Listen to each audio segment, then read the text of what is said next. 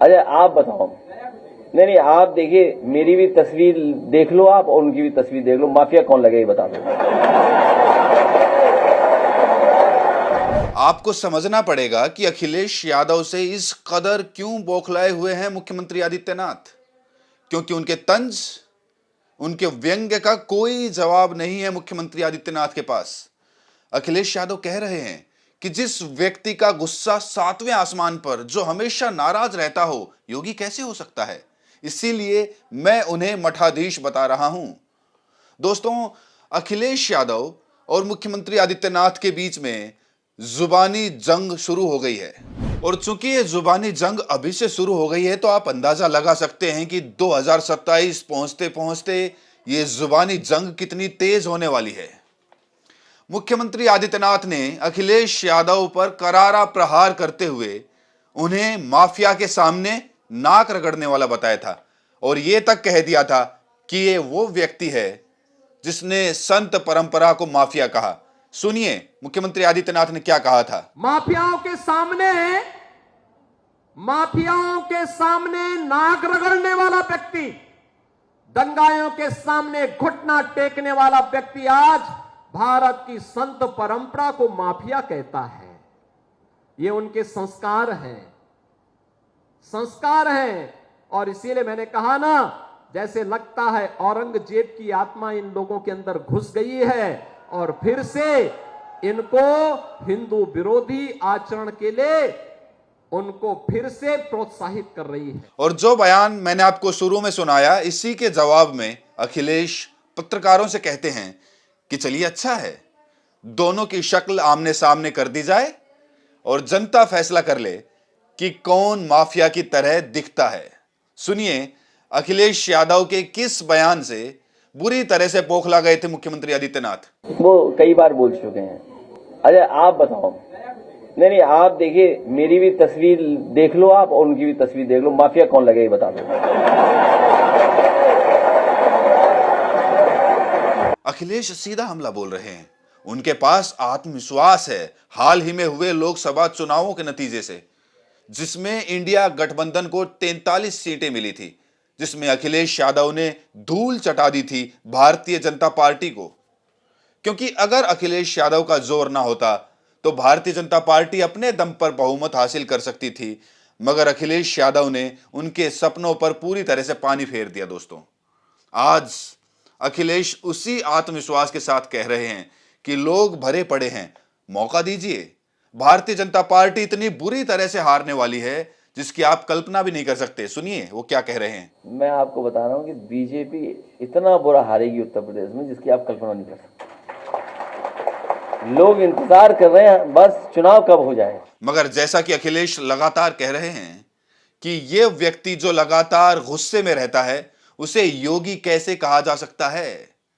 उनका यह बयान कुछ देर बाद, मगर आपको समझना पड़ेगा कि मुख्यमंत्री आदित्यनाथ किस कदर गुस्सा हो रहे हैं।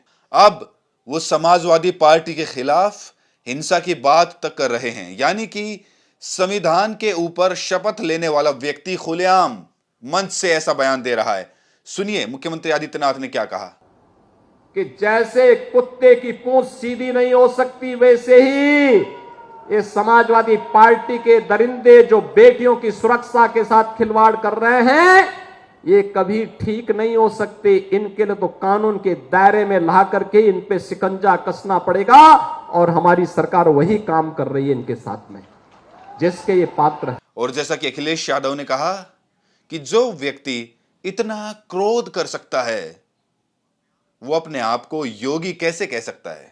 सुनिए वो क्या कह रहे हैं। बताओ, एक बच्चे के लिए अगर एक बच्चे की डेड बॉडी नहीं मिली तो उसकी मदद नहीं कर रही सरकार। ये है सरकार।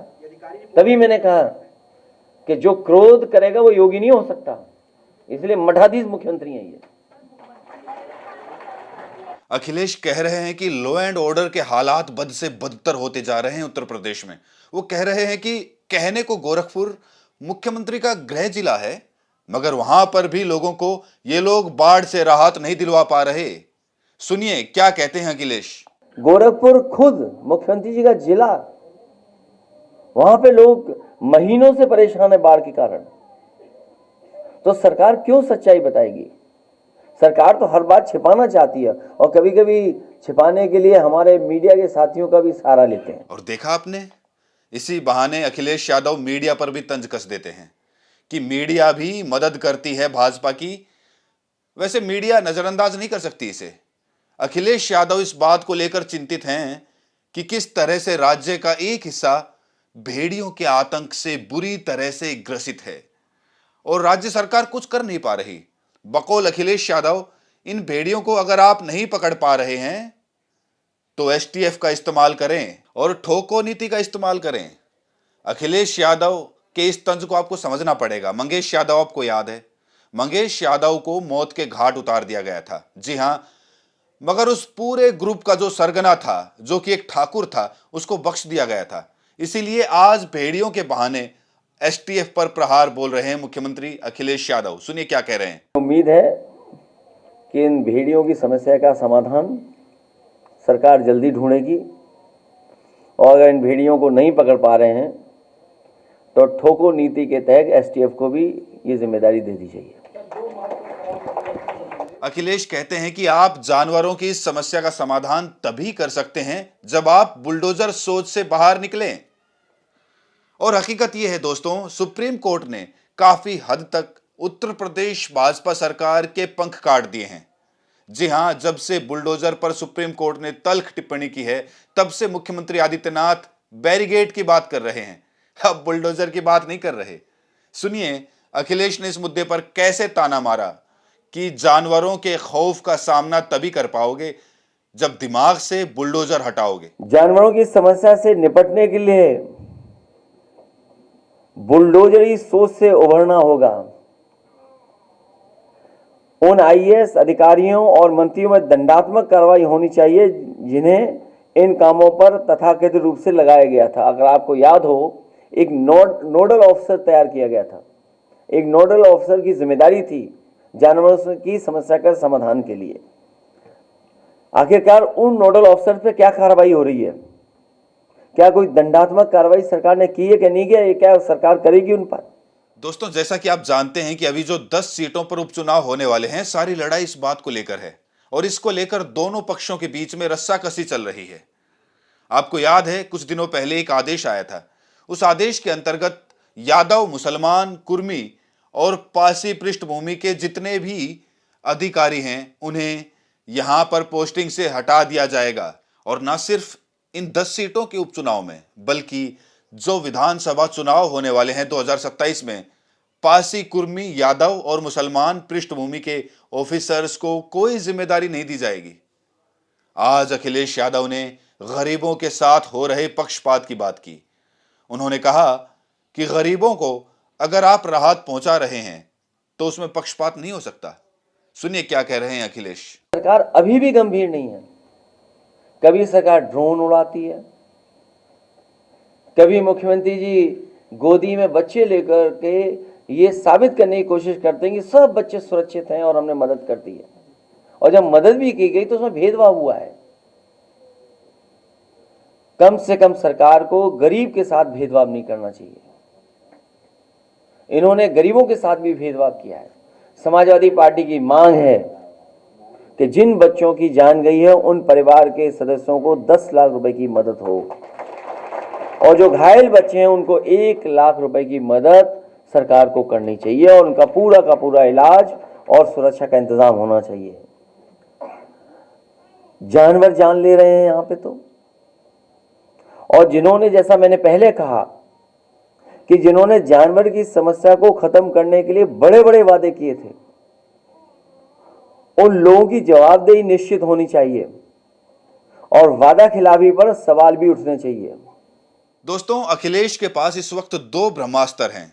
पहले तो उनका अपना अंदाजे बयां, जिस तरह से व्यंग्य के सहारे वो मुख्यमंत्री आदित्यनाथ पर हमला करते हैं और मुख्यमंत्री आदित्यनाथ जो हमेशा नाराज रहते हैं, उनकी बोली हमेशा बिगड़ी रहती है, जबकि उल्टा होना चाहिए क्योंकि मुख्यमंत्री पद पर तो मुख्यमंत्री आदित्यनाथ हैं और अखिलेश विपक्ष में हैं।